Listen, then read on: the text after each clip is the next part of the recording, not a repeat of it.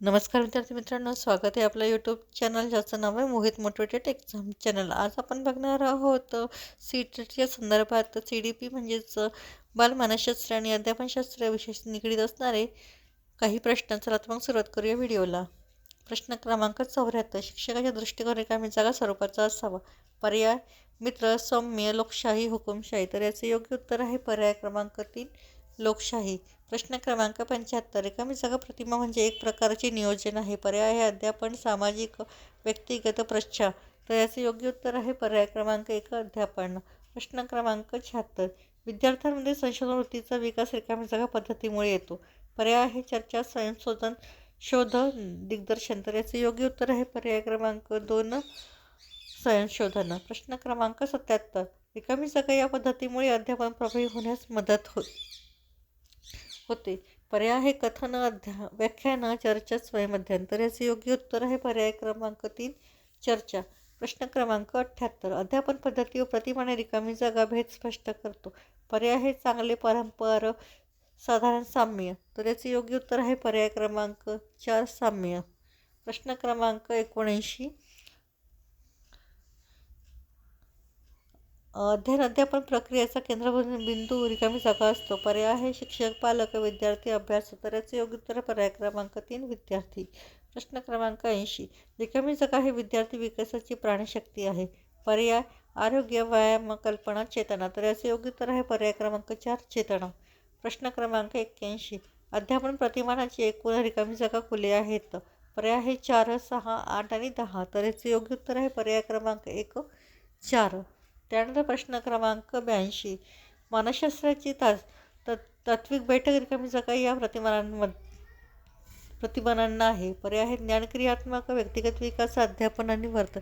तर याचे योग्य उत्तर आहे पर्याय क्रमांक 3, अध्यापन। प्रश्न क्रमांक 83, विद्यार्थ्यांना रिकामी जागा शिक्षा करणे हा गुन्हा आहे। पर्याय आहे शारीरिक, मानसिक, आर्थिक आणि बौद्धिक। तर याचे योग्य उत्तर आहे पर्याय क्रमांक 1, शारीरिक। प्रश्न क्रमांक 84, विद्यार्थ्याच्या शिक्षकाने सहानुभूतीने सोडवावे। पर्याय आहे मनात समस्या, विचार, प्रश्न। तर याचे योग्य उत्तर आहे पर्याय क्रमांक 2, समस्या।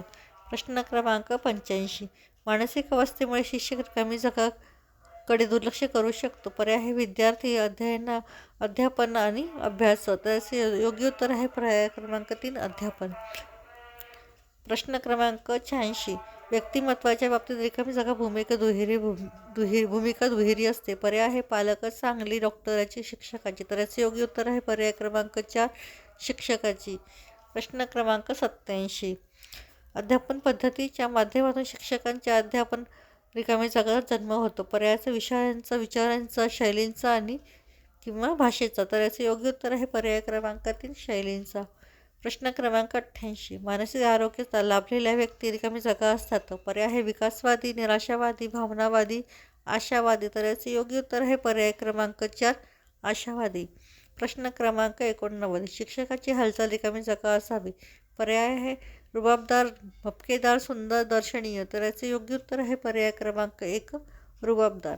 प्रश्न क्रमांक 90, रिकामी जागा शिक्षकावर बंधनकारक असते। पर्याय आहे अध्यापन, अभ्यासक्रम, शालेय संहिता, शाळेत येणे। तर याचे योग्य उत्तर आहे पर्याय क्रमांक 3, शालेय संहिता। प्रश्न क्रमांक 91, आपल्या कामाचे यश ही आपले मानसिक आरोग्य जपण्याची एक मोठी रिकामी जागा होय। पर्याय आहे प्रक्रिया, पद्धती, गुरुकिल्ली, बाब। तर याचे योग्य उत्तर आहे पर्याय क्रमांक 3, गुरुकिल्ली। प्रश्न क्रमांक 92, रिकामी जागा स्वतःचे व्यक्तिमत्व संपन्न करण्याचा सतत प्रयत्न केला पाहिजे। पर्याय विद्यार्थ्यांनी, शिक्षकाने, पालकाने, समाजाने। तर याचे योग्य उत्तर आहे पर्याय क्रमांक 2, शिक्षकाने। प्रश्न क्रमांक 93, अध्यापन पद्धतीच्या माध्यमातून शिक्षकाच्या अध्यापन रिकामी जागा जन्म होतो। पर्याय आहे शैलीचा, विषयाचा, भाषेचा, विचारांचा। तर याचे योग्य उत्तर आहे पर्याय क्रमांक 1, शैलीचा।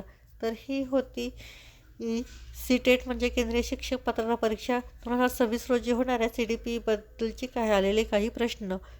अशाच नवीन व्हिडिओ बघण्यासाठी व्हिडिओला लाईक करा, कमेंट्स करा, जास्तीत जास्त व्हिडिओ हाईप करा, शेअर करा आणि नवीन जर असाल चॅनलला तर चॅनलला सबस्क्राईब करायला विसरू नका।